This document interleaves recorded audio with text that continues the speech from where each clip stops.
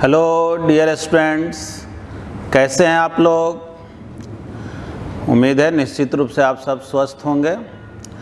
देखिए, आज जो है हम लोग जो पढ़ने जा रहे हैं वो है तो टॉपिक मैथमेटिक्स का, लेकिन फिजिक्स पढ़ने में बहुत उसका ज़रूरत है, ठीक ना। Physics is the applied mathematics, मतलब कि कुछ मैथमेटिक्स अगर आप नहीं जानेंगे तो फिजिक्स को बहुत अच्छे ढंग से नहीं सीख सकते हैं। वैसे जो भी बच्चे 11th में पढ़ते हैं तो अक्सर जो है उनको ये कैलकुलस का कुछ कंसेप्ट सिखाया जाता है। जो भी उनके फिजिक्स के भी टीचर हैं, मैथ के टीचर तो स्पेशली मैथ में तो ये सब पढ़ाते ही हैं, लेकिन फिजिक्स के भी जो टीचर हैं वो बेसिक कुछ मैथ सिखलाते हैं। लेकिन होता क्या है कि बहुत सा स्टूडेंट जो बहुत पहले पढ़े हुए रहता है, कुछ कुछ बातों को जो है ना धीरे धीरे जो है वो मेमोरी से हटा देता है, तो फिर उसको कन्फ्यूजन हो जाता है। फिर फिजिक्स में क्या दिक्कत है कि हर चैप्टर में कैलकुलस का ज़रूरत पड़े ये कोई ज़रूरी नहीं है। कुछ चैप्टर्स में ज़रूरत पड़ता है, या कहो बहुत सारे चैप्टर्स में ज़रूरत पड़ता है, लेकिन सारे चैप्टर्स में नहीं ज़रूरत पड़ता है। तो होता क्या है कि जैसे मान लीजिए हमने स्टार्ट किया 11th का पोर्शन, वेक्टर में मुझे कहीं कैलकुलस का ज़रूरत नहीं पड़ा, काइनेमेटिक्स में ज़रूरत पड़ा, न्यूटन्स लॉ में ज़रूरत नहीं पड़ा, है ना, फ्रिक्शन में ज़रूरत नहीं पड़ा, फिर थोड़ा बहुत वर्क पावर एनर्जी में ज़रूरत। तो अब क्या होता है कि वो ज़रूरत हर दिन ना होने के वजह से जो बात सिखाया हुआ भी रहता है, स्टूडेंट जो है वो बात को धीरे धीरे भूल जाता है। तो ठीक है, आज जो मैं आपको सिखाने जा रहा हूँ वो केवल 11th के ही स्टूडेंट के लिए नहीं है, बल्कि उन सारे स्टूडेंट के लिए है जो 11th में हो या 12th में हो और जिनको बेसिक मैथमेटिक्स में दिक्कत है। तो हम लोग जो है पढ़ेंगे क्या क्या, differentiation, integration, maxima and minima, ये 3 टॉपिक तो जानना है। फिर जो है ग्राफ वगैरह कैसे ड्रॉ किया जाता है इसको भी जानना ज़रूरी है, क्योंकि जब काइनेमेटिक्स वगैरह में देखते हैं ग्राफ का क्वेश्चन, या ऐसे भी आप इलेक्ट्रोस्टैट भी पढ़ रहे होते हैं तो कहीं ग्राफ हाइपरबोलिक हो गया, कहीं स्ट्रेट लाइन हो गया, कहीं पैराबोलिक हो गया, तो आखिर समझेंगे कैसे कि कब कैसा ग्राफ ड्रॉ किया जाता है, वो सब भी बेसिक नॉलेज होना ज़रूरी है। तो आप लोगों को ये जो लेक्चर दे रहे हैं वो कोई पर्टिकुलर क्लास के लिए नहीं बल्कि सबके लिए। और सबसे पहले आज जो आपको सिखाएंगे वो जो है डिफरेंशिएशन है, ठीक ना। पहले हम आपको सिखाएंगे डिफरेंशिएशन को। अब देखो डिफरेंशिएशन का मतलब क्या होता है। देखो, डिफरेंशिएशन का मैथमेटिकल मीनिंग होता है वेरी स्मॉल चेंज। कोई भी टर्म में, कोई भी फंक्शन में जब एक बहुत छोटा चेंजिंग लिया जाता है तो उसी को हम लोग डिफरेंशिएशन ऑफ दैट फंक्शन बोलते हैं। जैसे मान लो कोई लाइन है, इसका लेंथ है x, और अगर x में एक स्मॉल चेंजिंग लिए तो इसको हम लोग बोलते हैं dx। आगे जब d लग जाए ना तो इसका मतलब होता है वेरी स्मॉल चेंज, यानी dx को क्या पढ़ेंगे तो very small change in x, very small change in x, या इसको बोल सकते हैं डिफरेंशिएशन ऑफ x, ठीक ना। x में अगर वेरी स्मॉल चेंजिंग हुआ तो उस चेंजिंग को जिस सिंबल से डिनोट करते हैं उसी को क्या पढ़ सकते हैं, डिफरेंशिएशन ऑफ x। इसी तरह से यानी सिमिलरली अगर हम dy लिखते हैं तो इसको क्या पढ़ सकते हैं, तो पढ़ सकते हैं डिफरेंशिएशन ऑफ y, ठीक ना। Very small change in y को क्या पढ़ दिए, डिफरेंशिएशन ऑफ y। अब देखो एक टर्म जो है जो आगे हम लोग बार बार यूज करेंगे। अगर लिखा हुआ कहीं रहे dy बाई डी एक्स, तो dy बाई डी एक्स को क्या पढ़ेंगे? तो dy बाई डी एक्स जो है इसको पढ़ेंगे differentiation of y with respect to. देखो जी, ये शॉर्ट में लिखते हैं ना, इसको पढ़ा जाता है विथ रिस्पेक्ट टू। ध्यान से देखना, dy बाई डी एक्स अगर लिखा रहे तो क्या पढ़ते हैं? Differentiation of y with respect to x। ये शॉर्ट में जो WRT लिखे हैं इसको क्या पढ़ेंगे? तो इसको पढ़ते हैं विथ रिस्पेक्ट टू, है ना, विथ रिस्पेक्ट टू। अब देखना, जैसे फिजिक्स वगैरह पढ़ोगे ना तो कहीं पे मिलेगा ds by D T. S हो गया डिस्प्लेसमेंट या डिस्टेंस, टी हो गया टाइम। तो मैथमेटिक्स में तो इसको हम लोग ऐसे बोलते हैं, डिफरेंशिएशन, शॉर्ट में लिख दिया, differentiation of S with respect to time. ठीक ना, ये मैथमेटिकल लैंग्वेज है। लेकिन फिजिक्स में इसको क्या बोलते हैं? बोलेंगे टाइम रेट ऑफ डिस्प्लेसमेंट। मतलब कि ds बाई डी टी निकाले, मतलब आप निकाले rate of change of displacement, time rate. ठीक ना, एक तरह से ये रेट हो गया। कैसे याद करो, 9th 10th में भी पढ़ा होगा, rate of change of displacement को क्या बोलते हैं? वेलोसिटी। यानी ds by D T indirectly क्या चीज को रिप्रेजेंट किया? तो वेलोसिटी को रिप्रेजेंट किया, है ना। तो वैसे ही अगर कहीं लिखा हुआ रहे ना dv बाई डी एस, तो क्या पढ़ें इसको? तो एक तो ये पढ़ेंगे differentiation of v with respect to s। इसको आप पढ़ सकते हैं, s मतलब अगर डिस्प्लेसमेंट है तो आप पढ़ेंगे इसको डिस्प्लेसमेंट रेट ऑफ वेलोसिटी। ठीक ना, अगर कोई पूछे ना कि वेलोसिटी का डिस्प्लेसमेंट रेट निकालो, मतलब क्या निकालो? dv by D S. Displacement का टाइम रेट निकालो, मतलब ds बाई डी टी।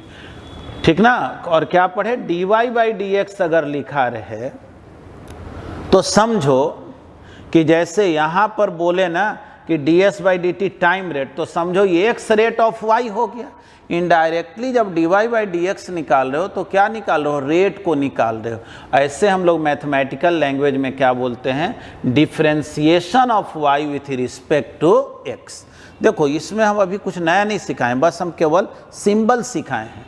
क्या सिखा है कि x का डिफरेंशिएशन को dx बोलेंगे, y का dy बोलेंगे। dy बाई डी एक्स लिखा रहे तो differentiation of y with respect या टाइम रेट या डिस्प्लेसमेंट रेट, ये सब बतलाए। ठीक है, एक आपको एग्जाम्पल से सीखा है कि अगर कोई वायर है x लेंथ का और उसमें एक छोटा सा चेंजिंग किया जाए, तो ये स्मॉल चेंजिंग को हम लोग सिंबॉलिक रूप से आगे d लगा देते हैं। तो ये हो गया very small change in x, और very small change in x को ही हम लोग क्या बोलेंगे? Differentiation of x। तो पहले तो आप क्या करें, इसका एक स्क्रीनशॉट ले लें। अब जो है हम लोग कुछ ज्योमेट्रिकल मीनिंग देखते हैं। Geometrical meaning of dy by D x, समझना इसको। सपोज करो ये x एक्सिस, ये y एक्सिस, और एक ग्राफ इस तरह से। ठीक ना, कोई इक्वेशन है, उसका ग्राफ ड्रॉ किए इस तरह का। देखो, जैसे मान लो हम बोले ना y इक्वल टू fx, अगर ऐसा लिखा रहे ना तो इसको पढ़ा जाता है कि y is the function of x। मतलब y जो है वो x पे डिपेंड कर रहा है। अब x पे डिपेंड करने वाला तो इनफाइनाइट इक्वेशन हो सकता है, जैसे मान लो कोई लिख दिया y इक्वल टू 5x, कोई लिख दिया 5x प्लस 3, कोई लिख दिया y equal to 2x square plus 3x, मतलब बहुत तरह का इक्वेशन हो सकता है। इस सब में बोल सकते हैं कि y is the function of x, यानी y किस पर डिपेंड कर रहा है, तो x पे डिपेंड कर रहा है। ठीक, तो अब जो है वैसे ही समझो कि ये जो ग्राफ है किसी इक्वेशन का है, वो इक्वेशन मुझे मालूम नहीं है, लेकिन समझो वो इक्वेशन y का है, x पर डिपेंड करने वाला है। जैसे मान लो y इक्वल टू 5x है, इसी तरह का कुछ। तो चलो ग्राफ उसका सपोज करो ऐसा दिया हुआ, तुमसे कोई कहा कि यहां पर एक है पॉइंट P, और ये जो पॉइंट P है ना, इसका कोऑर्डिनेट दिया हुआ है। देखो कोऑर्डिनेट किसको बोलते हैं, मान लो यहां से यहां गए ये x, और यहां से यहां गए ये y, यानी कि ये जो पॉइंट है उसका कोऑर्डिनेट क्या हो गया जी, x y। x डायरेक्शन में x जाओ और y डायरेक्शन में y जाओ, यहां पहुंच गए ना। अगर कोई ये पूछे ना कि बतलाओ तो dy बाई dx क्या होगा पॉइंट P पर, at point P, dy by dx निकालना है।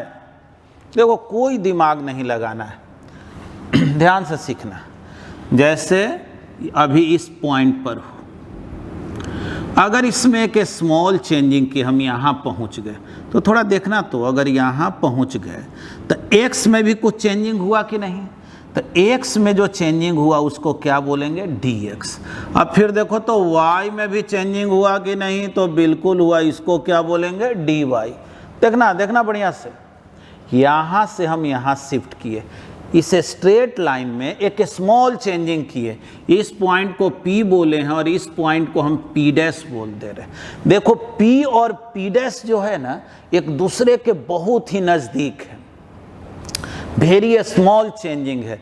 तुमको साफ साफ दिखाई पड़े, हम बोलेंगे कि आप जो हैं कैमरा से थोड़ा ऐसा फोकस कर दीजिए कि ये ज़्यादा बोल्ड दिखने लगे, क्योंकि फिर जो है दिखाई पड़ने में आपको दिक्कत ना हो। ठीक ना, ये वाला पार्ट को थोड़ा बड़ा फोकस कर देते हैं जिससे कि बहुत अच्छे से समझ में आए। तो देखो सही मायने में पॉइंट P यहाँ है और P डैश यहाँ है। रियल में P और P डैश एक दूसरे के बहुत ही क्लोज है, नज़दीक है।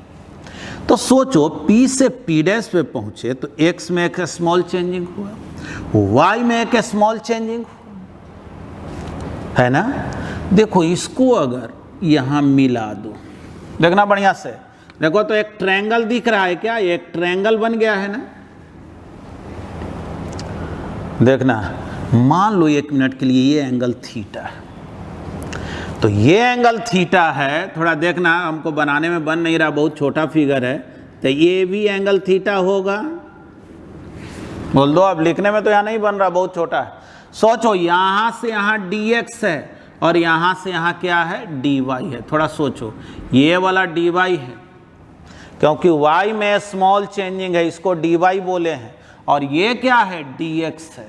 सोचो अगर ये एंगल थीटा है, ये भी थीटा होगा ना। अब सोचो तो थोड़ा tan थीटा निकालो तो क्या आया, tan थीटा क्या आया जी, perpendicular upon base, perpendicular upon base, यानी कि tan theta dy by dx हो गया क्या। और इसी को हम लोग स्लोप बोलते हैं, ठीक ना। मैथमेटिक्स में इसी को स्लोप बोला जाता है। यानी तुमसे अगर कोई कहे ना इस स्ट्रेट लाइन का बतलाओ स्लोप क्या है, तो इसका मतलब ये होता है कि तुमसे कोई पूछ रहा है tan थीटा क्या है, इसका मतलब ये पूछ रहा है dy बाई dx क्या है कि नहीं। तो geometrical meaning straight line graph पे तो समझा, ठीक ना। अब हम लोग एक दूसरा ग्राफ लेकर के इसी बात को समझते हैं। देखो ज्योमेट्री में हम लोग क्या सीखे कि कोई भी अगर ग्राफ स्ट्रेट लाइन दिया हुआ रहे और उसके किसी भी पॉइंट पर अगर dy बाई dx निकालना हो तो क्या करना है, वो जो स्ट्रेट लाइन है एक्स एक्सिस से जो एंगल बना रहा है उसका जो tan थीटा है वो किसके इक्वल हो जाएगा, dy बाई dx के, या उसी का नाम क्या देंगे, स्लोप बोलेंगे, है ना। अब हम लोग दूसरे एग्जाम्पल के द्वारा इस बात को समझने का कोशिश करते हैं। हर बार कोई ज़रूरी नहीं कि ग्राफ हमको स्ट्रेट लाइन ही मिले, जैसे इधर एक्स एक्सिस, इधर वाई एक्सिस और ऐसा ग्राफ। सपोज करो कोई कर्व ग्राफ, तुमसे कोई कहा कि ये जो पॉइंट P है जो x डायरेक्शन में x और y डायरेक्शन में y, यानी जिसका ये कोऑर्डिनेट दिया हुआ है x y, इस पॉइंट पर बतलाओ dy बाई dx क्या होगा, इस पॉइंट पर बतलाओ dy बाई dx क्या होगा। देखो जी, तो अभी ये पॉइंट P यहाँ है, इसमें एक स्मॉल चेंजिंग लेते हैं। कैसे इसमें एक स्मॉल चेंजिंग लिए, तो देखो जी एक स्मॉल चेंजिंग लिए, ये हो गया P डैश। अब चलो यहाँ से भी परपेंडिकुलर डाल दिए, परपेंडिकुलर डाल दिए। देखो x में स्मॉल चेंजिंग dx, y में स्मॉल चेंजिंग dy। फिर देखो वैसा ही थोड़ा छोटा फिगर बनने वाला है, हम बोलेंगे कि कैमरा से इसको थोड़ा बड़ा करके दिखा दें तो स्टूडेंट को ज़्यादा बेहतर समझ में आएगा। देखना जी, ये P और P डैश है तो एक कर्व का दो पॉइंट, लेकिन दोनों एक दूसरे के इतना नज़दीक है, जैसे समझो कोई कर्व है और दो पॉइंट एक दूसरे के बहुत नज़दीक, तो अगर तुम इस कर्व को मिटा दो तो ऐसा नहीं लग रहा ये दोनों स्ट्रेट लाइन पे ही है, यानी कि P और P डैश एक दूसरे के इतना क्लोज है कि अगर इसको मिलाओगे तो ये कैसा दिखने लगता है, जैसे स्ट्रेट लाइन हो, सीधा लाइन हो। और इसी लाइन को अगर आगे पीछे बढ़ा दोगे, है ना, इसी लाइन को अगर एक्सटेंड कर दो आगे और पीछे, देखना जी, तो इसी को ना हम लोग टेंजेंट बोलते हैं। क्या बोलते हैं, टेंजेंट, हिंदी में स्पर्श रेखा बोलते हैं। देखो जी, इससे हम लोग ये सीखे कि अगर P पॉइंट पर कोई बोले dy बाई dx बतलाओ, इस ये A वाला एग्जाम्पल में, तो तुम क्या करो, एक पहले इस पर टेंजेंट ड्रॉ कर लो, है ना, टेंजेंट ड्रॉ कर लो आगे पीछे, और ये जो एक्स एक्सिस से एंगल बनाएगा ना, थोड़ा देखना यहाँ पर, देखो फिर इसको आगे बढ़ा के ट्रायंगल बना रहे हैं। देखो ये dy है ना, देख लो ये वाला पोर्शन dy है तो ये भी dy हुआ कि नहीं, और ये dx है तो ये भी dx हुआ कि नहीं, है ना। तो सोचो तो अगर ये थीटा है तो ये करस्पॉन्डिंग एंगल होने का ये भी थीटा हो गया क्या, नहीं। देख लो तो ये एक्स एक्सिस के पैरेलल लाइन है ना।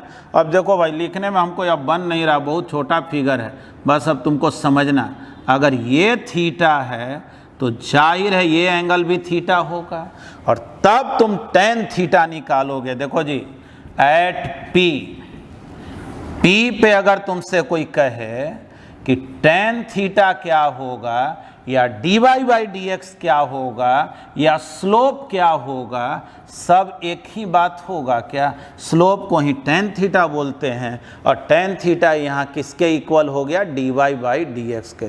देखो हम लोग इससे ये सीखे कि अगर स्ट्रेट लाइन हो तो स्ट्रेट लाइन पे तुम कहीं भी पॉइंट ले लो, वो स्ट्रेट लाइन जो एक्स एक्सिस से एंगल बना रहा है वो एंगल बदल तो नहीं रहा है, यानी तब जो स्लोप मिलेगा तब जो tan थीटा मिलेगा गारंटी है कि ये कांस्टेंट होगा, ऑल पॉइंट पे कांस्टेंट होगा। मतलब ये P पर निकालते, P डैश पे निकाले, यहाँ निकाले, कहीं भी निकालेंगे तो ये स्ट्रेट लाइन जब ग्राफ रहे तो ये हमेशा कांस्टेंट होता है, ठीक ना। यहाँ लिख दिए फॉर ए स्ट्रेट लाइन। और जब कर्व रहे तो देखो जी, कर्व रहे तो इस P पॉइंट पर टेंजेंट खींचा तो यहाँ आके मिला तो थीटा इतना है। सोचो अगर यहाँ टेंजेंट ड्रॉ करें, हम आगे के फिगर में बता दे रहे हैं, यहाँ टेंजेंट ड्रॉ करेंगे तो थीटा अलग हो जाएगा कि नहीं, यहाँ टेंजेंट ड्रॉ करें थीटा अलग अलग हो जाएगा कि नहीं। मतलब जब कर्व लाइन रहेगा तब dy बाई dx अलग अलग पॉइंट पे अलग अलग होता है। तो अब ये बात क्यों समझा रहे हैं, ठीक है, तो इसका आगे यूज में लाएंगे। ये दो एग्जाम्पल लिए हैं, ठीक ना। इस एग्जाम्पल में बोलेंगे कि dy बाई dx जो है वो कांस्टेंट नहीं है। हाँ, इस P पॉइंट के लिए वैल्यू अलग पॉइंट होगा तो अलग हो जाएगा, लेकिन उसमें dy बाई dx का वैल्यू जो है कांस्टेंट है फॉर ऑल पॉइंट्स। तो पहले इसका एक स्क्रीनशॉट आप ले लें। सपोज करें इस तरह का एक ग्राफ y और x का, और इस ग्राफ में कहा गया कि ये जो पॉइंट A है, ये जो पॉइंट B है और ये जो पॉइंट C है, इस तीनों पॉइंट पे dy बाई dx का वैल्यू निकालें, dy बाई dx का वैल्यू निकालें। कैसे निकालेंगे जी? कर्व लाइन है ना, कर्व लाइन पर क्या सिखाएं, कोई भी पॉइंट पर dy बाई dx निकालना है, जैसे पॉइंट A पर dy बाई dx निकालना है तो A पर टेंजेंट ड्रॉ करें, ठीक ना। A पर टेंजेंट ड्रॉ करें, देख लेना बढ़िया टेंजेंट ड्रॉ हुआ कि नहीं, लेकिन टेंजेंट ड्रॉ किए और देखो एक्स एक्सिस से कितना एंगल बना रहा है। मान लो ये θ1 बना रहा,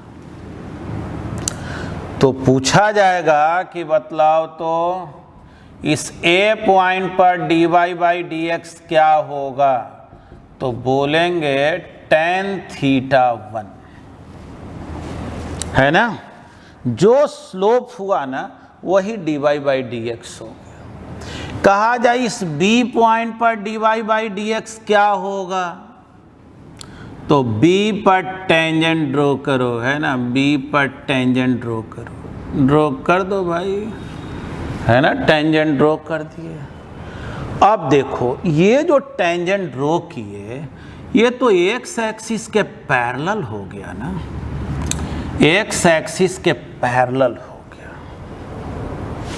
और दो पैरेलल लाइन के बीच का एंगल तो 0 होता है। अब कोई पूछेगा कि at B dy by dx क्या होगा, स्लोप क्या होगा, तो बोलेंगे 0 होगा, tan 0 0। मतलब कि ये याद रख सकते हैं कि जहाँ से ग्राफ टर्न लेता है ना वहाँ पे dy बाई dx का वैल्यू क्या हो जाता है, 0। अब चलो बात करते हैं इस पॉइंट C का। देखना बढ़िया से, C पर टेंजेंट ड्रॉ किए, देखना एंगल, ये देखना इधर से नहीं देख लेना है, इधर से देखना, ये θ2। तो बोलेंगे क्या कि at C dy by dx कितने के इक्वल, तो tan θ2। देखो जी θ2 का जो वैल्यू है वो यहाँ 90 से बड़ा है, यहाँ अगर देखोगे तो ये 90 से कम है, यहाँ देखोगे तो 0 है। एक बात जानना, tan थीटा का वैल्यू 90 से जब कम होता है तब वो पॉजिटिव होता है, और 90 से ज़्यादा है, यहाँ 90 से 180 के बीच में है तो ये tan थीटा निगेटिव होता है। यानी देखो एक बात तो हम लोग सीख गए, अगर तुमसे कोई पूछे ना बतलाओ तो dy/dx पॉजिटिव होता है कि निगेटिव होता है, तो तुम कहना कि वो पॉजिटिव भी हो सकता है, निगेटिव भी हो सकता है और जीरो भी हो सकता है। अब जीरो तो पॉजिटिव निगेटिव में आता नहीं, मतलब कि अगर ए पॉइंट का बात किया जाए तो पॉजिटिव, बी का बात किया जाए जीरो, सी का बात किया जाए तो निगेटिव, है ना। यानी dy/dx का जो वैल्यू है वो कुछ भी हो सकता है। अब एक बात और तुम्हें सिखा रहे हैं, बढ़िया से सीखना, वो सब फिजिक्स में खूब यूज में आता है।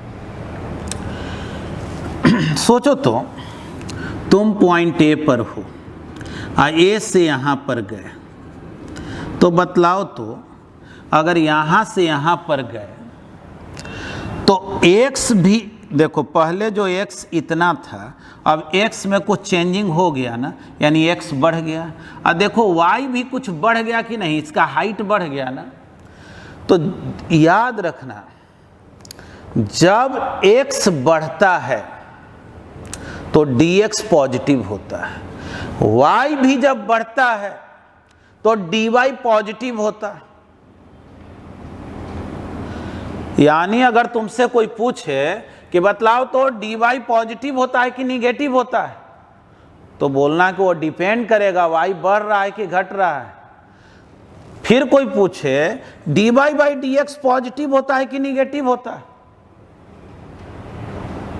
तो बोलेंगे कि वो डिपेंड करेगा कि dy पॉजिटिव है, dx पॉजिटिव है कि निगेटिव है। देखो सब बात समझ में आएगा। याद रखो क्या सिखाए, dy हो या dx हो, पॉजिटिव तब होता है जब वो बढ़ रहा होता है, इंक्रीज कर रहा हो, और जब वो कम हो रहा हो, घट रहा हो, तब वहाँ पे dx हो चाहे dy हो वो निगेटिव होता है ना। तो तुमसे कोई पूछे कि ये जो dy/dx है ये कब पॉजिटिव होगा कब निगेटिव होगा, तो बोलेंगे कि देखो अगर y बढ़ रहा हो तो dy पॉजिटिव, x भी बढ़ रहा हो तो dx पॉजिटिव, तो पॉजिटिव पॉजिटिव मिलके पॉजिटिव। अगर y घट रहा हो, x भी घट रहा हो, तो dy निगेटिव, dx निगेटिव, ये भी निगेटिव, ये भी निगेटिव, तब भी पॉजिटिव। मतलब कि प्रैक्टिकल मीनिंग में ये बोल सकते हो, ये सब बात जो बोल रहे हैं ना वो लिख भी लेना। क्या, जब y भी इंक्रीज कर रहा हो और x भी इंक्रीज कर रहा हो तब dy/dx पॉजिटिव होगा। अगर y भी घट रहा हो, डिक्रीज कर रहा हो, और x भी डिक्रीज कर रहा हो तब भी dy/dx पॉजिटिव होगा। इसलिए क्योंकि अगर ऊपर निगेटिव हो जाए, नीचे निगेटिव हो जाए, तब भी तो ये पॉजिटिव रहेगा ना। लेकिन अगर ऐसा हो y बढ़ रहा हो और x घट रहा हो, जैसे देखो इस पॉइंट C पर, पॉइंट C को ध्यान से देखो, यहाँ से यहाँ x हुआ, C में अगर एक छोटा सा चेंजिंग लेते, मान लो तुम यहाँ पहुँचा, तो देखो तो तुम यहाँ से यहाँ आया तो जो x है वो तो कुछ बढ़ गया ना, x में तो इंक्रीमेंट हुआ, लेकिन जो इसका हाइट है यानी y कोऑर्डिनेट वो तो घट गया ना। यानी देख लो जी, पॉइंट C पर तुम जब आओगे और यहाँ पर अगर एक स्मॉल चेंजिंग लोगे तो y घटेगा और x बढ़ेगा। तो सोचो y जब घटेगा तो dy निगेटिव और x बढ़ेगा तो dx पॉजिटिव, तो ऊपर पॉजिटिव निगेटिव और नीचे पॉजिटिव, तो अल्टीमेटली ये निगेटिव ना हो गया। यानी कि क्या हम लोग सीखे, कोई तुमसे पूछे ना dy/dx कब पॉजिटिव होता है कब निगेटिव होता है, तो एक तो जवाब मेरे पास है कि जब उसका स्लोप 90 डिग्री से कम एंगल बनाएगा तो पॉजिटिव हो गया, जब उसका स्लोप 90 से 180 के बीच में होगा तो वो निगेटिव हो गया। लेकिन ये तो मैथमेटिकल बात हुआ। फिजिक्स के पॉइंट ऑफ व्यू से बोलेंगे कि भाई dy/dx जो है पॉजिटिव, या केवल dy का भी बात करो तो वो पॉजिटिव तब होता है जब y में इंक्रीमेंट होता, y जब बढ़ता है। और अगर dy/dx का बात करो तो बोलेंगे जब y भी बढ़े x भी बढ़े तब dy/dx पॉजिटिव, दोनों घटे तब भी dy निगेटिव dx निगेटिव तब भी dy/dx पॉजिटिव। लेकिन अगर एक बढ़े और एक घटे तब एक पॉजिटिव हो जाएगा एक निगेटिव हो जाएगा, तो फाइनल रिजल्ट में क्या होगा, निगेटिव। यहाँ तक तो उम्मीद है समझ गया होगा। ऐसे हम इसलिए ये सब मिटा दिए क्योंकि तुम जब इसको लिखो ना तो फ्रेश ग्राफ रहे। ठीक है, इसका एक स्क्रीनशॉट ले लो। अब हम लोग कुछ फॉर्मूला सीखते हैं। देखो, हम लोग जो कुछ भी मैथ में पढ़ रहे हैं वो केवल इसलिए पढ़ रहे हैं कि फिजिक्स समझने में दिक्कत ना हो। ऐसा नहीं है कि हम मैथमेटिक्स को बहुत ही एलोब्रेट करके डिटेल में सिखा रहे हैं। बिल्कुल बेसिक बात, और केवल उतना ही बात सिखाएंगे जितना से फिजिक्स के कोई भी पार्ट में जब डिफ्रेंसिएशन का ज़रूरत पड़े तो दिक्कत ना हो। तो देखो, आगे जो हम फॉर्मूला लिखने जा रहे हैं मैथमेटिक्स में वो सब का प्रूफ दिया हुआ है, उसको फर्स्ट प्रिंसिपल बोलते हैं। लेकिन हम लोग जो है फॉर्मूला को डायरेक्ट लिखेंगे। पहले तो ये जाने, अगर ऐसा लिखा हुआ मिल गया dx to the power n divided by dx, तो इसको हम लोग पढ़ेंगे क्या? Differentiation of x to the power n with respect to x। ठीक ना, WRT को क्या बोलते हैं? With respect to x। इसका फॉर्मूला क्या होता है? तो जो पावर है ना उसको आगे लिख दो, पावर n है तो आगे लिख दो, और एक पावर कम करके लिख दो, nx to the power n minus 1। एक चीज और जानना, अगर मान लो कहीं लिखा हुआ केवल इतना मिल गया, नीचे dx नहीं, तो कोई बात नहीं। देखो, केवल इतना हो गया तो dx को इधर लाके लिख दो, nx to the power n minus 1 dx, है ना। वैसे हम लोग यूज में ज़्यादातर यही आता है। x to the power n का डिफ्रेंसिएशन x के रिस्पेक्ट में क्या होगा? तो फॉर्मूला यही है, जो पावर है आगे लिख दो, एक कम करके लिखो। सब यूज समझ में आएगा, परेशान होने की जरूरत नहीं। अभी हम लिस्ट ऑफ फॉर्मूला देख रहे हैं, तो हम लोग एक फॉर्मूला का लिस्ट देखें।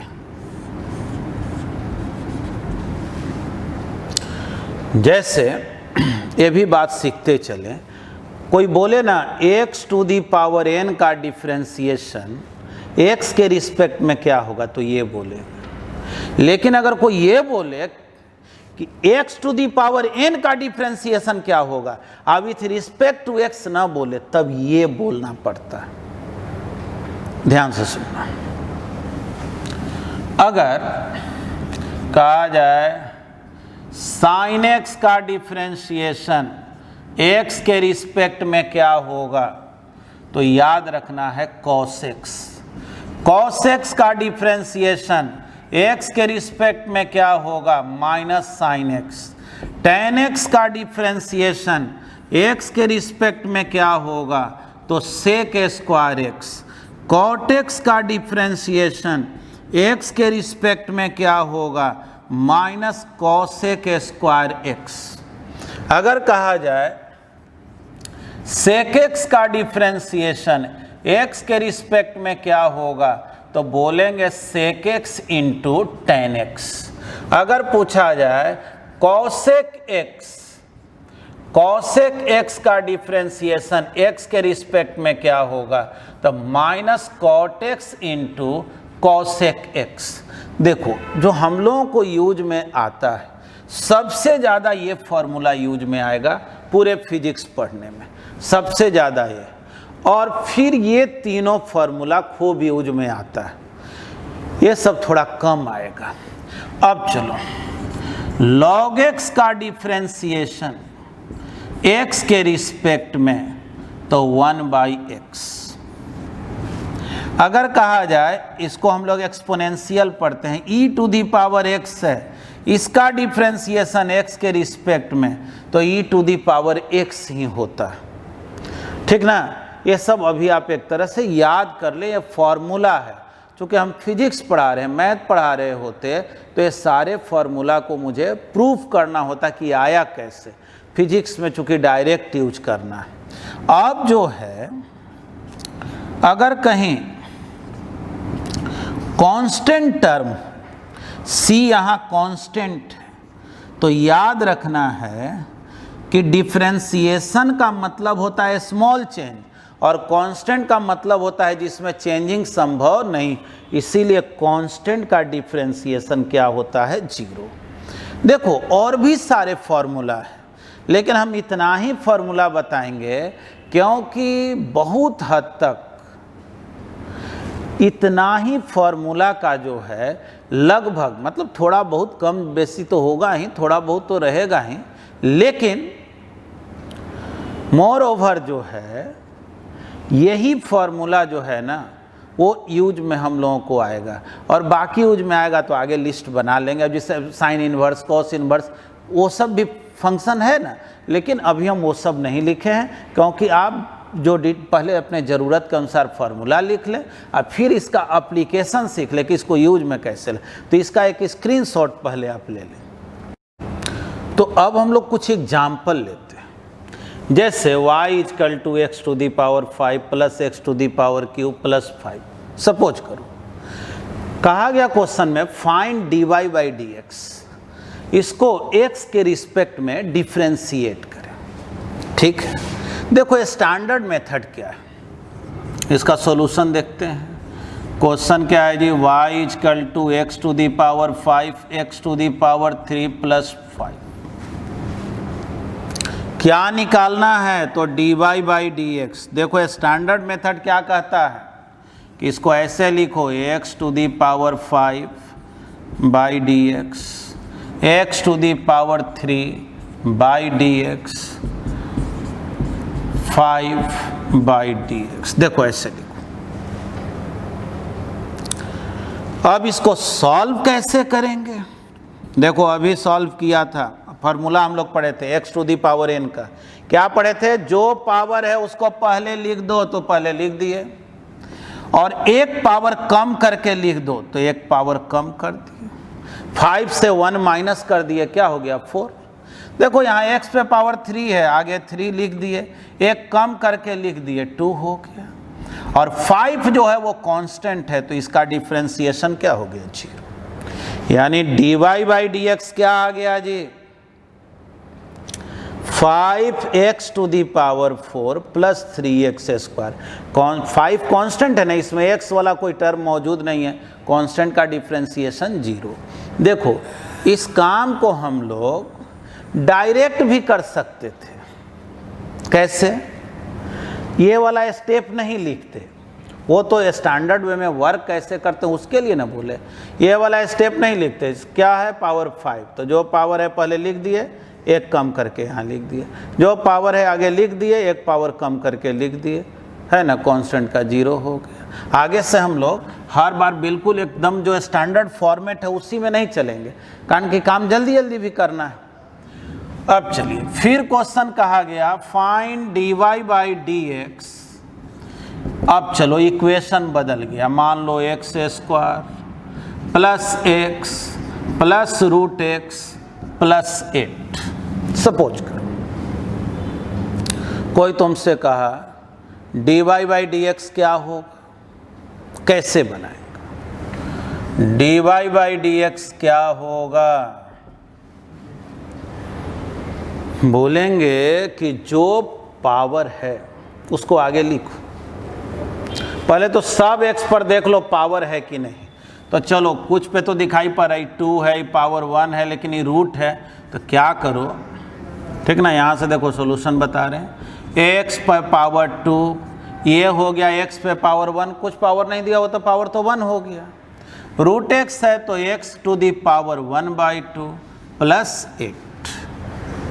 बोलो कोई दिक्कत है क्या?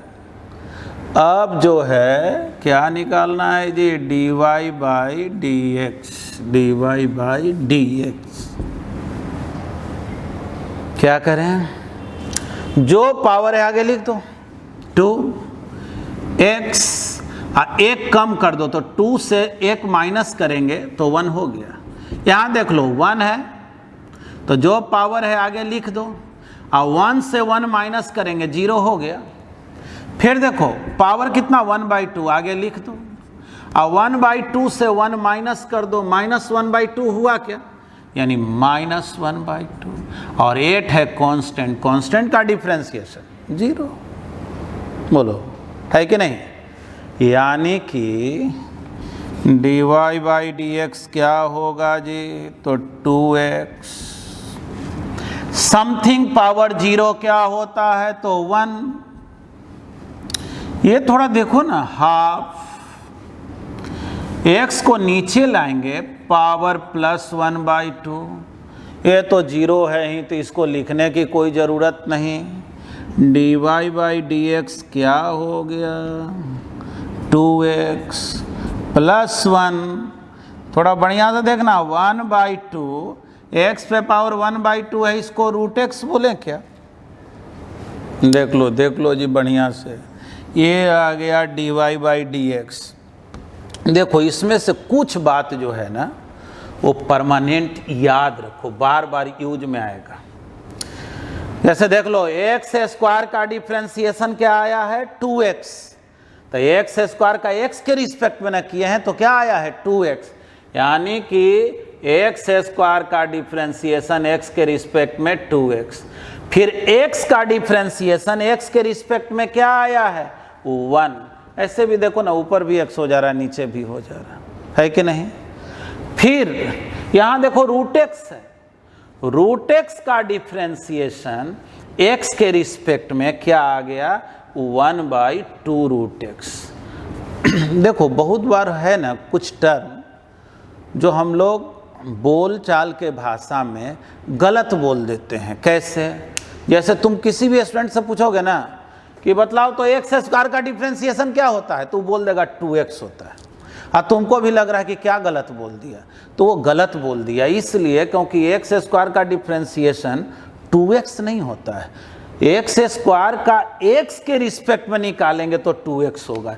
यही हमसे कोई कहता ना x² का डिफरेंशिएशन बतलाओ, मतलब हमसे वो इसका वैल्यू पूछ रहा है, तब हमको बोलना पड़ता इसका वैल्यू, तब मुझे बोलना पड़ता 2x dx। समझो क्या बतला रहे हैं?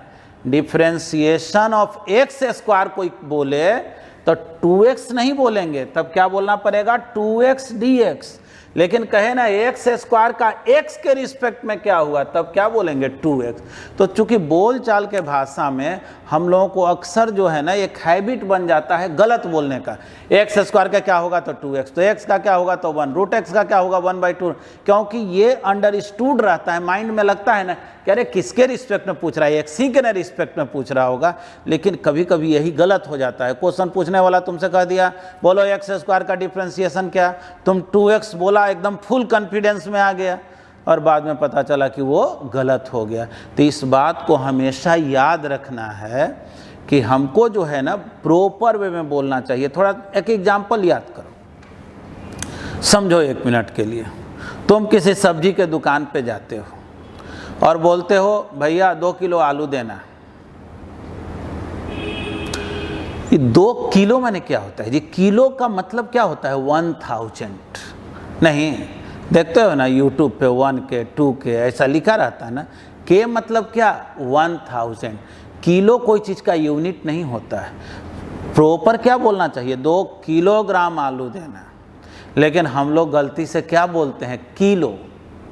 तो किलो बोलने के वजह से गलत प्रोनाउंसिएशन करते हैं, सामने वाला लेकिन समझ जाता है वो बात जो मेरे मन में होता है। तो वैसे ही अक्सर क्या होता है कि x² का डिफरेंशिएशन क्या? 2x, तो तुम गलत बोले, लेकिन सामने वाला चूंकि x ही के रिस्पेक्ट में पूछ रहा था इसलिए उसको वो गलत नहीं ठहराया, लेकिन आदत सही डालना, ठीक है ना? तो चलो इसका एक स्क्रीनशॉट ले लो। अब नेक्स्ट एग्जाम्पल देखते हैं।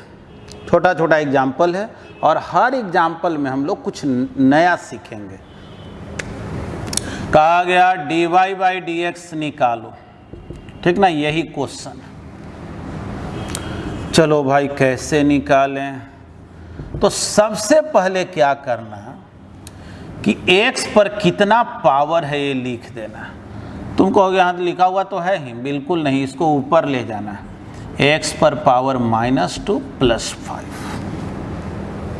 अब निकालना dy/dx है ना? क्या करेंगे? डायरेक्ट बनाना चाहता है तो जो पावर है उसको आगे लिख दो। x लिखो, एक कम करके लिख दो, बन गया कि नहीं। अब चलो x पर पावर -2, तो -2 को आगे लिख दो, x -2 - 1, तो बोलो तो -2 - 1 -3 हो गया। अब कांस्टेंट का डिफरेंशिएशन 0, यानी dy/dx 4x³ -2x⁻³ तो 4x³ 2/x⁻³ है ना। देख लो इस एग्जाम्पल में नया तुम क्या सीखे, ये सीखे कि जब डिनोमिनेटर में टर्म रहे ना x वाला, तो पहले क्या करेंगे, ऊपर ले जाएंगे और तब डिफ्रेंशिएट करेंगे। अब देखो इसी में अगला एग्जाम्पल देखते हैं। अगर मान लो कहीं लिखा हुआ मिल गया 3x² + 4 sin x + 2 log x + 8, suppose करो कहा गया dy/dx क्या होगा, है ना, फाइंड dy/dx। देखो जी बहुत दिमाग नहीं लगाने की जरूरत है। देखो 8 जो है ना वो कांस्टेंट है, क्योंकि इसमें कोई x वाला टर्म नहीं है, लेकिन ये 3x² क्या कांस्टेंट है, 3 कांस्टेंट है, लेकिन जब उसमें x² से मल्टीप्लाई हो गया तो 3x² तो वेरिएबल हो गया ना, बदलने वाला हो गया, x बदलोगे तो 3x² का वैल्यू बदल जाएगा। तो जब ऐसा टर्म रहे, यानी x वाले टर्म में कुछ कांस्टेंट मल्टीप्लाई किया रहे, तो ये मत करना कि इसको 0 कर देना। हाँ यहाँ 0 कर देंगे, क्योंकि यहाँ x वाला कोई टर्म नहीं है, ये परफेक्टली कांस्टेंट टर्म है। तो देखो इसको कैसे बनाएंगे, 3 लिख दिए, x पर पावर 2 है, जो पावर है आगे लिख दिए, और एक कम करके यहाँ पावर डाल दिए। अभी पढ़े तो ना कि x² का डिफरेंशिएशन x के रिस्पेक्ट में क्या होता है, 2x होता है, तो वही तो लिखा गया। फिर देखो 4 sin x का डिफरेंशिएशन x के रिस्पेक्ट में cos x होता है, 2 log x, जाहिर है देखो ये मत कर देना कि 4 का 0 लिख दे, 4 sin x जो है वो कांस्टेंट टर्म नहीं है, केवल 4 होता तो 0 हो जाता।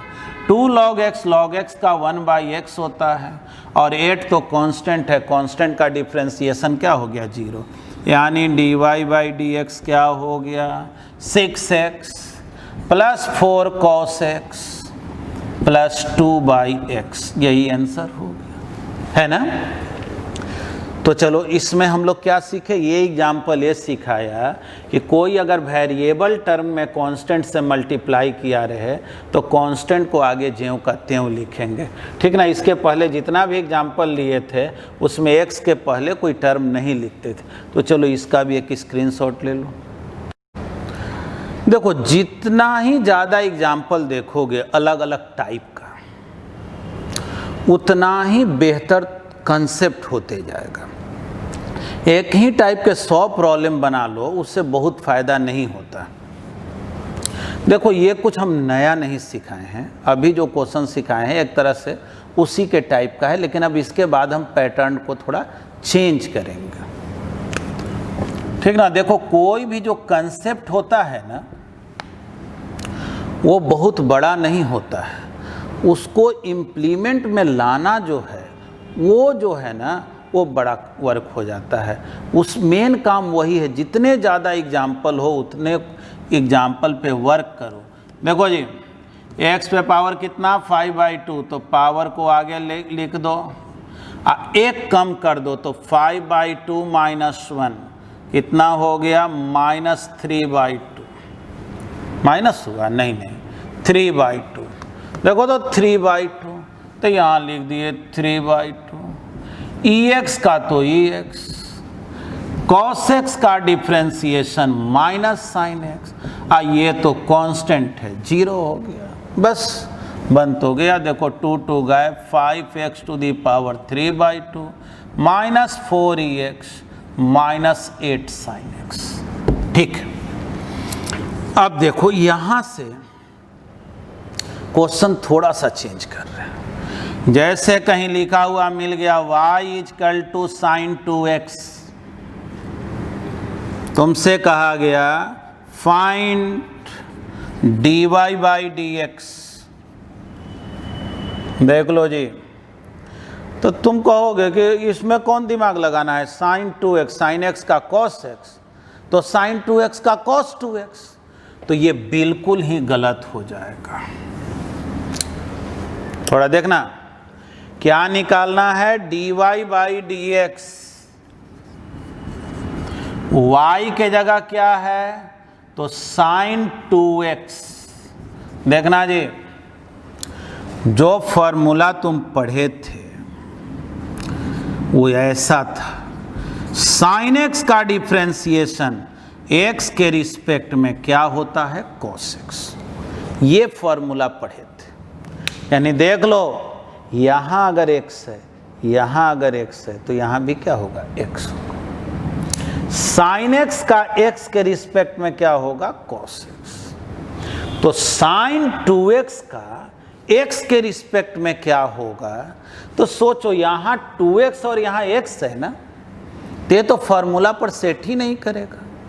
तो इसको ये फॉर्मूला पे अरेंज्ड हो, इसके लिए हम क्या करेंगे, कैसे काम करेंगे, थोड़ा देखना। साइन 2x नीचे लिख दो d2x into d2x divided by dx। अब थोड़ा पढ़ो तो सही लिखा हुआ है कि नहीं, देख लो तो ऊपर वाला जो लिखा हुआ और नीचे जो लिखा हुआ अलग अलग है कि वही बात, तो बिल्कुल वही बात है। देखो d2x अगर काट दो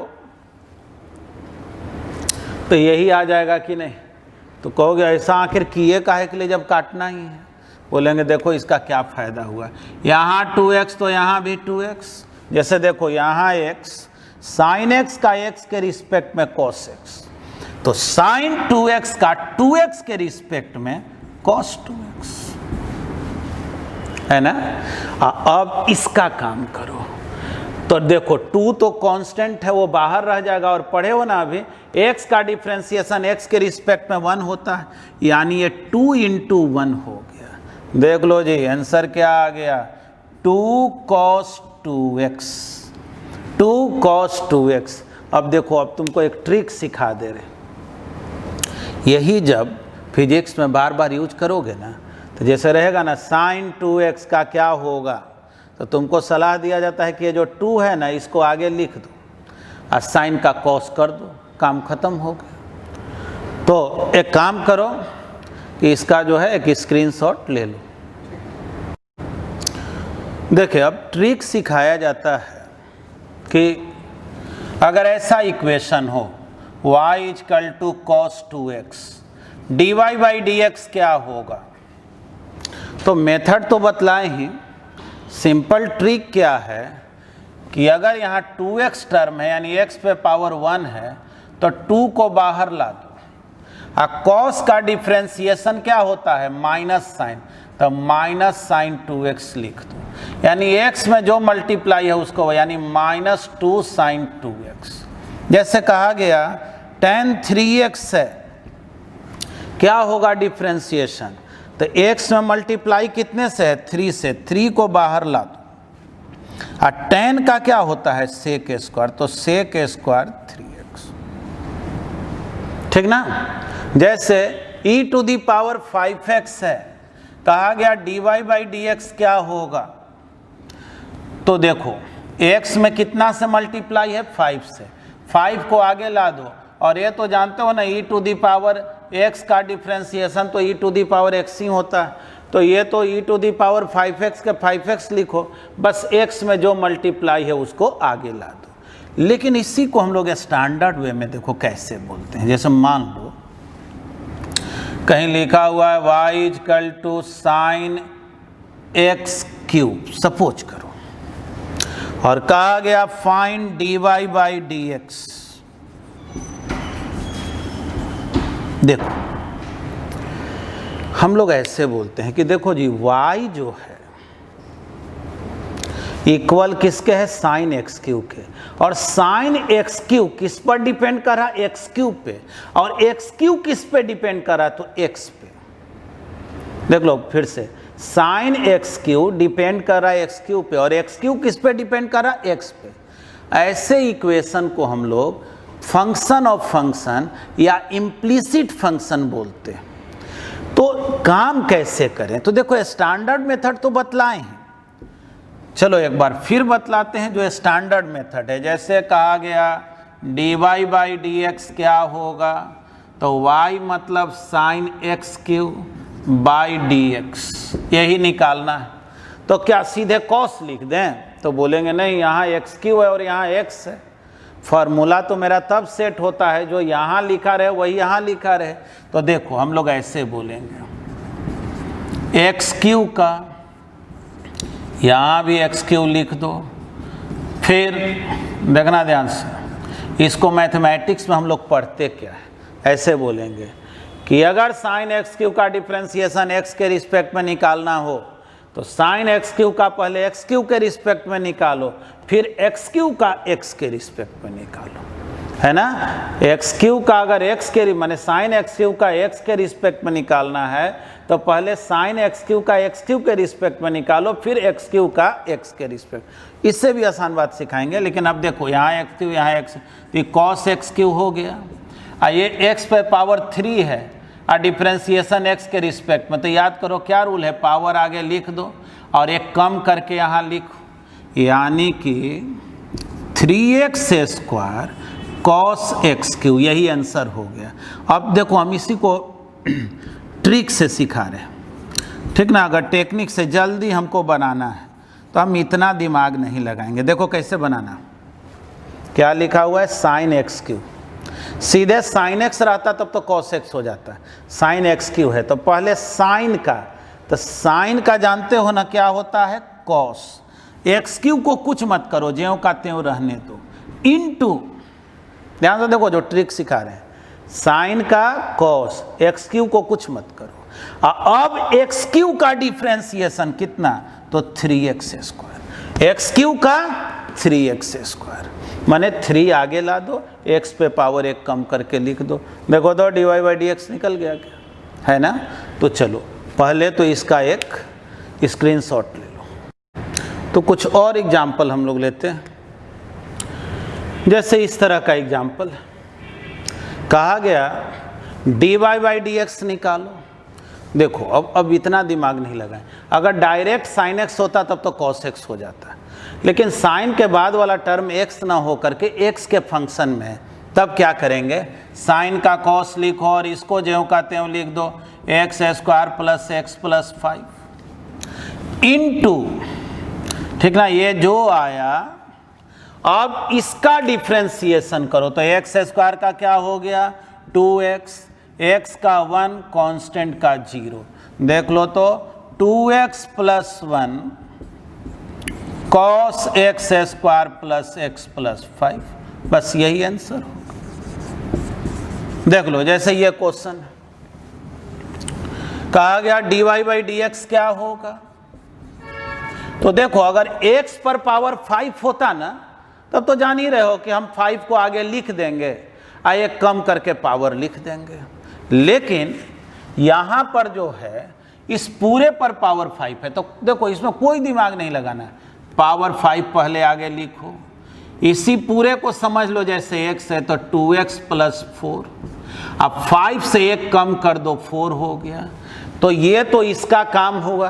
अब जो अंदर में लिखा हुआ है ब्रैकेट में, इसको डिफ्रेंशिएट कर दो, तो 2x प्लस 4 का डिफ्रेंशिएशन, तो x का तो 1 होता है x के रिस्पेक्ट में, अब 4 का 0 होता है। देखो तो क्या आ गया, ये 2 से मल्टीप्लाई करेंगे 10, 2x प्लस 4 पावर 4, है ना। देख लो जी, y equal to x² plus 1 power 1/2, देखो तो सही लिखे हैं, पावर 1/2, रूट मतलब यही ना होता है। तो देखो इस क्वेश्चन और इस क्वेश्चन में फर्क थोड़े है, दोनों तो एक ही टाइप का क्वेश्चन। क्या बोलेंगे, जो पावर है आगे लिख दो, x² प्लस 1 तो लिखोगे ही, हाफ से 1 को माइनस करोगे तब माइनस हाफ, अब ब्रैकेट में जो लिखा हुआ उसका डिफ्रेंसिएशन, तो x² का डिफ्रेंसिएशन x के रिस्पेक्ट में 2x होता है और कांस्टेंट का तो 0 हो गया। देखो ये 2 2 कट गया, ऊपर हुआ x, आई पावर देखो -1/2 है, इसको नीचे ले जाओगे तो पावर +1/2, या उसी को चाहो तो रूट में लिख सकते हो, तो आ गया डिफ्रेंशिएशन इतना, है ना। देखो तो देखो हम लोग जो हैं बहुत हद तक जो टाइप्स ऑफ प्रॉब्लम है उसको सीखे हैं, लेकिन अभी भी कुछ टाइप है, जैसे U/V फॉर्म में हो, UV/W टर्म में हो, या रेशियो के टर्म में हो, है ना। या देखो एक एग्जांपल और ले लेते हैं। सपोज करो ये 4th एग्जांपल है, तुमसे कोई कहा y है sin x डिग्री, बतलाओ dy/dx क्या है। तो देखो डिग्री जब रहे ना तो उसको रेडियन में बदला जाता है। याद रखना डिग्री को रेडियन में बदलने का क्या मेथड है, तो π/180 से मल्टीप्लाई कर दो, ठीक ना। 180 डिग्री को हम लोग पाई रेडियन बोलते हैं। अब तुमसे कोई पूछे बोलो जी dy/dx क्या होगा, तो बहुत अब दिमाग नहीं लगाना है, अभी सिखाए थे ना कि साइन के बाद अगर x रहे तो साइन x का तो सीधे cos x, लेकिन ऐसा नहीं है, तो x में जो मल्टीप्लाई है उसको बाहर ला दो। कैसे, साइन 2x का भी 2 cos 2x लिखे थे, या तुम ऐसे भी कर सकते हो, साइन का डिफ्रेंशिएशन cos π/180 इंटू x ज्यों कहते हो इंटू, अब इसका डिफ्रेंशिएशन करो, तो इसका डिफ्रेंशिएशन हो गया π/180, क्योंकि x का डिफ्रेंशिएशन तो x के रिस्पेक्ट में क्या होता है 1। तो जैसे अभी तुम कैसे सीखे थे साइन 3x साइन 2x, तो वैसे ही ना हो गया, 2 और 3 के जगह क्या लिखा गया है, यानी आंसर क्या हो गया π/180 cos π/180 इंटू x।